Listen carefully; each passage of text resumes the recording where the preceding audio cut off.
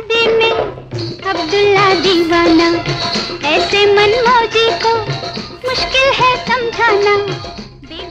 कहावत है बेगानी शादी में अब्दुल्ला दीवाना, लेकिन अब्दुल्ला अब बेगाने मातम में भी दीवाना होने लगा है। नाराजगी छात्रों की हो तो अब्दुल्ला तख्ती लेकर खड़ा हो जाता है। किसान धरना दे रहे हो तो अब्दुल्ला वहां भी किसान बनकर पहुंच जाता है, लेकिन आदत से बाज नहीं आता। काले कानूनों के बारे में जानते हैं आप? हाँ, एक एनआरसी है, एक एनपीआर है, तीसरा एक और मेरे वो जैन से निकल रहा है, बहुत पीछे से सोच आ रहे हैं, वो भी सही नहीं है। वो सीए वाले, हाँ सीए भी है। जैसे अंग्रेजों को भगाया था ना, इस तरह इन्हें लेके भगाएगा हम इस देश से। इन्हें नहीं देना। क्या नाम है आप? मेरा नाम शावेज है। भड़ास तो इतनी है, भड़ास नहीं दबने की है। आज का हमारा उद्देश्य बीजेपी को साफ करना है। बिल्कुल किसान आंदोलन बना, इसलिए बीजेपी ही साफ करने आए। कौन कौन करेगा भला किसानों का? मिलके सब करेंगे, संगठन करेगा। कौन सा संगठन? किसान संगठन, पूरा देश की जनता संगठन लोग परेशान है, वो करेगा। किसान संगठन तो चुनाव नहीं लड़ेगा। चुनाव किसान संगठन चुनाव नहीं लड़ेगा। जो 3 कानून है वो क्या है? कानून 3 कानून सीए, एनआरसी और एनपीआर, इन तीनों कानून को वापस लेना है। मेरा नाम मोहम्मद सरफराज। आप भी कुछ कहना चाहेंगे? बस मोदी के बारे में मोदी ने परेशान कर रखा है। मोदी ने परेशान कर रखा है, रोड पे लाके खड़ा कर दिया। मुद्दे से कोई लेना देना हो चाहे ना हो, जहां देखो अब्दुल्ला दीवानगी में हैरान परेशान घूम रहा है। सोशल मीडिया से लेकर सड़क तक अब्दुल्ला ही अब्दुल्ला है। सबके सुख दुख में अब्दुल्ला है। शर्त बस ये है कि बात मोदी के खिलाफ होनी चाहिए।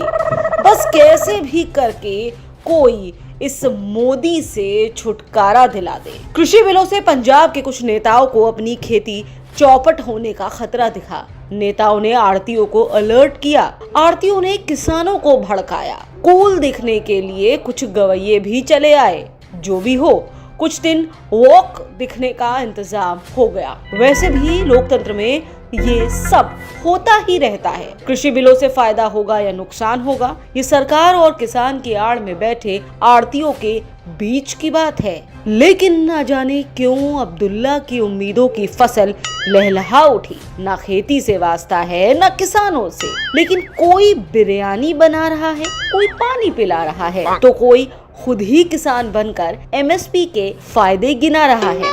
मुंबई में तो किसान के नाम पर काली गठरियों का ऐसा जुलूस निकला कि देखने वाले देखते रह गए। कुछ दिन पहले की बात है, जब बवाल उठा कि कोरोना महामारी के बीच जेईई नीट की परीक्षा क्यों हो रही है। कुछ बच्चे परीक्षा देना चाहते थे, कुछ नहीं चाहते थे। जो चाहते थे वो पढ़ाई लिखाई में व्यस्त हो गए, जो नहीं चाहते थे उन्होंने सोशल मीडिया पर हल्ला मचाना शुरू कर दिया। अब्दुल्ला वहां भी जा पहुंचा, चाहे खुद मदरसे जाकर धरती के चपटी होने की पढ़ाई करता हो, लेकिन जेईई नीट देने वाले छात्रों के हक की आवाज बुलंद करने में अब्दुल्ला ने बिल्कुल भी देरी नहीं की। भारत ही नहीं, पाकिस्तान, यूएई और कुवैत तक से परीक्षा कैंसिल करवाने के हैशटैग ट्रेंड करवाए, लेकिन मिला क्या?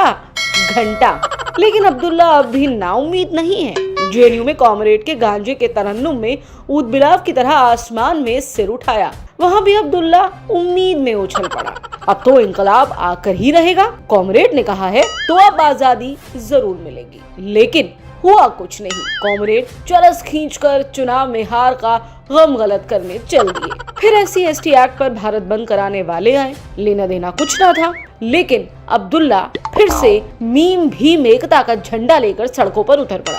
लेकिन जमाना खराब है। भीम वाले जान गए हैं कि मीम के पेट में दाढ़ी है। मीम मौका लगते ही सबसे पहले उन पर ही घात करेगा। खैर, अब्दुल्ला बहुत उदास है, ठंडी सांस भरते हुए बस यही कहता है कि मुल्क के हालात बहुत नाजुक हैं।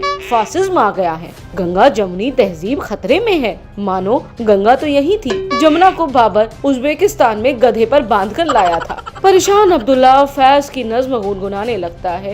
हम देखेंगे, एक दिन तो आएगा जब सब बुत उठवाए जाएंगे, तब इन सबको देख लेंगे। आरफा आपा ने बोला ही था कि हमने बस स्ट्रेटेजी बदली है, आइडियोलॉजी वही है।